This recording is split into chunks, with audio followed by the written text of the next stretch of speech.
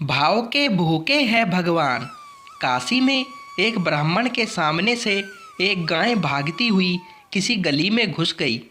तभी वहाँ एक आदमी आया। उसने गाय के बारे में पूछा। पंडित जी माला फेर रहे थे, इसलिए कुछ बोला नहीं, बस हाथ से उस गली का इशारा कर दिया जिधर गाय गई थी। पंडित जी इस बात से अनजान थे कि वह आदमी कसाई है और गौमाता उसके चंगुल से जान बचाकर भागी थी। कसाई ने पकड़कर गोवध कर दिया। अनजाने में हुए इस घोर पाप के कारण पंडित जी अगले जन्म में कसाई के घर में जन्मे। नाम पड़ा सदना। पर पूर्व जन्म के पुण्य कर्मों के कारण कसाई होकर भी वह उदार और सदाचारी थे। कसाई परिवार में जन्मे होने के कारण आजीविका के लिए और कोई उपाय न होने से दूसरों के यहाँ से मांस लाकर बेचा करते थे। स्वयं अपने हाथ से पशुवध नहीं करते थे। सदना की भगवान का भजन करने में बड़ी निष्ठा थी। एक दिन सदना को नदी के किनारे एक पत्थर पड़ा मिला। पत्थर अच्छा लगा, इसलिए वह उसे मांस तोलने के लिए अपने साथ ले आए। वह इस बात से अनजान थे कि यह वही शालिग्राम थे जिन्हें पूर्व जन्म नित्य पूजते थे। सदना कसाई पूर्व जन्म के शालिग्राम को इस जन्म में मांस तोलने के लिए बटखरे के रूप में प्रयोग करने लगे। आदत के अनुसार सदना ठाकुर जी के भजन गाते रहते थे।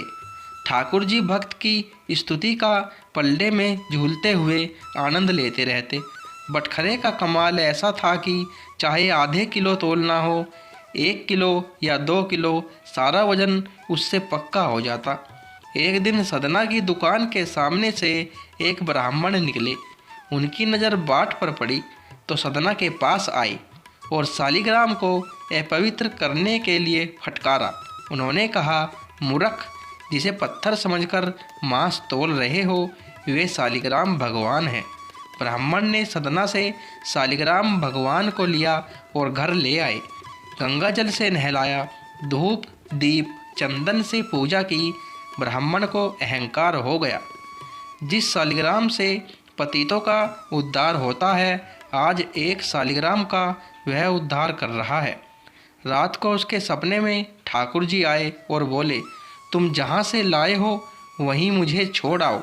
मेरा भक्त सदना कसाई की भक्ति में जो बात है वह तुम्हारे आडंबर में नहीं।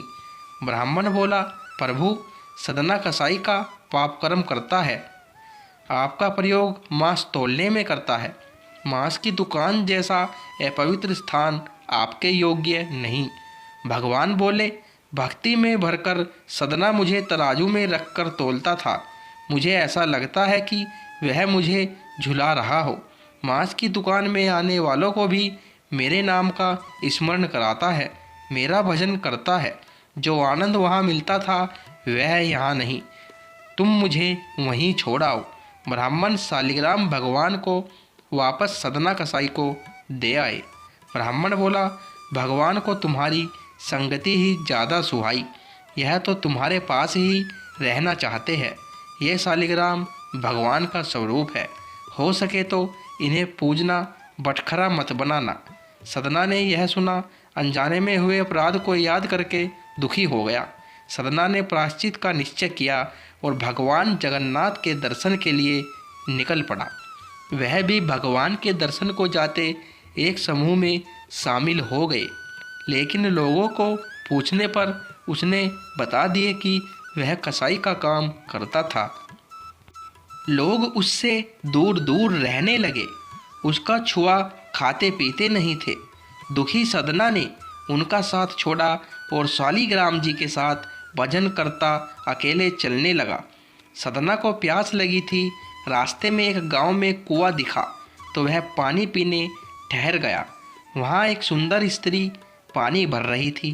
वह सदना के सुंदर मजबूत शरीर पर रीझ गई। उसने सदना से कहा कि शाम हो गई है, इसलिए आज रात वह उसके घर में ही विश्राम कर ले। सदना को उसकी कुटिलता समझ में न आई। वह उसके अतिथि बन गए। रात में वह स्त्री अपने पति के सो जाने पर सदना के पास पहुंच गई और उनसे अपने प्रेम की बात कही। स्त्री की बात सुनकर सदना चौंक गए और उसे पतिव्रता रहने को कहा। स्त्री को लगा कि शायद पति होने के कारण सदना रुचि नहीं ले रहे।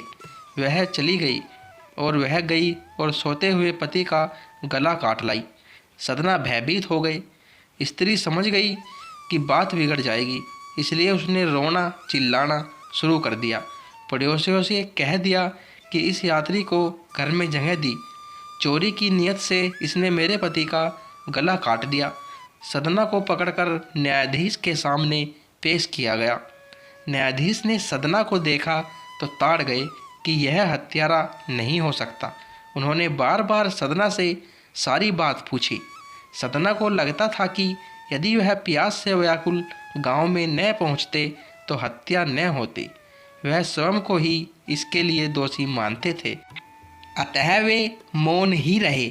न्यायाधीश ने राजा को बताया कि ये आदमी अपराधी है नहीं, पर चुप रहकर एक तरह से अपराध की मौन स्वीकृति दे रहा है।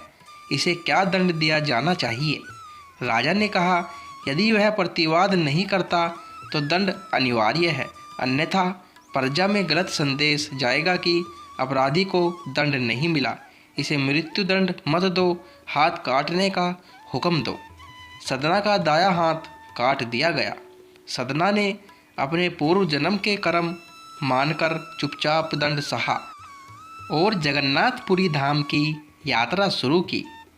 धाम के निकट पहुँचे तो भगवान ने अपने सेवक राजा को प्रिय भक्त सदना कसाई के सम्मान से अगवानी का आदेश दिया। प्रभु आज्ञा से राजा गाजे बाजे लेकर अगवानी को आया। सदना ने यह सम्मान स्वीकार नहीं किया तो शिवम ठाकुर जी ने दर्शन दिए, उन्हें सारी बात सुनाई। तुम पूर्व जन्म में एक ब्राह्मण थे। तुमने संकेत से एक कसाई को गाय का पता बताया था। तुम्हारे कारण जिस गाय की जान गई थी वह वही स्त्री बनी है जिसके झूठे आरोपों से तुम्हारा हाथ काटा गया। उस स्त्री का पति पूर्व जन्म का कसाई बना था, जिसका वध कर गाय ने बदला लिया है। भगवान बोले, सभी के शुभ और अशुभ कर्मों का फल मैं देता हूँ। अब तुम निष्पाप हो गए हो। घृणित आजीविका के बावजूद भी तुमने धर्म का साथ न छोड़ा, इसलिए तुम्हारे प्रेम को मैंने स्वीकार किया। मैं तुम्हारे साथ मांस तौलने वाले तराजू में भी प्रसन्न रहा। भगवान के दर्शन से सदना जी को मोक्ष प्राप्त हुआ। भक्त सदना जी की कथा हमें बताती है कि भक्ति में आडंबर नहीं, भावना मायने रखती है। भगवान के नाम का गुणगान करना सबसे बड़ा पुण्य है। दोस्तों, वीडियो अच्छी लगी हो तो वीडियो लाइक करें और चैनल पर पहली बार आए हो तो चैनल को भी सब्सक्राइब करें। धन्यवाद दोस्तों।